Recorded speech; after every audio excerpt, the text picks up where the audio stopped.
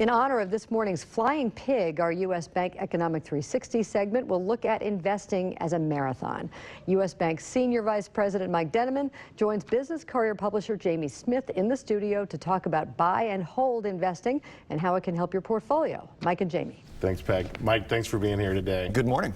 So buy and hold, is it as simple as it sounds? It is literally as simple as it sounds. It is buying stocks and then holding them for the long term. So the opposite of that, of course, would be what is known as day trading, where investors are buying and selling all throughout the day.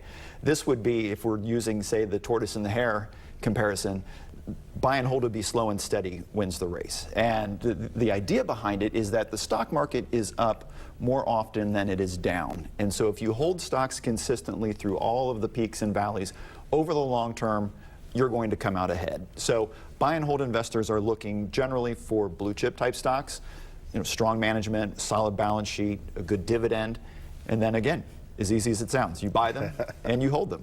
So obviously that's one advantage, right? What are some other advantages of that? Well, yeah, so the key advantage is that it gives you a discipline to follow. A lot of people say that Warren Buffett is the king of buy and hold. There's a quote that's attributed to him where he says that his favorite holding period for a stock is forever. And so, again, the idea is if you have this discipline, think back to the financial crisis.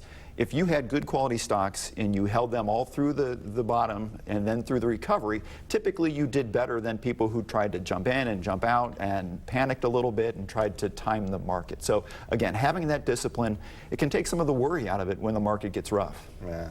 So like anything with money, if there's some advantages, there's probably disadvantages as well? Yeah, always, of course. So yeah, it sounds good, but remember that it's not a perfect strategy. History is chock full of once strong companies that have fallen by the wayside. So there's another popular quote out there that says, buy and hold is not buy and forget. So even though you've got a discipline, you have to keep track of what it is that you are investing in. So by all means, hold stocks for the long term, but don't forget about them and forget to make adjustments as conditions change.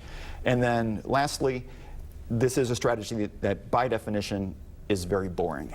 Most buy and hold investors aren't out there chasing the newest internet stocks, right? So you want investing to be fun as well. So oftentimes we'll find that investors will have the bulk of their investments in a buy and hold long-term strategy, but then also set aside some fun money or some mad money so that you can take a flyer, you can do some speculating. Just don't bet the whole ranch on it. Okay.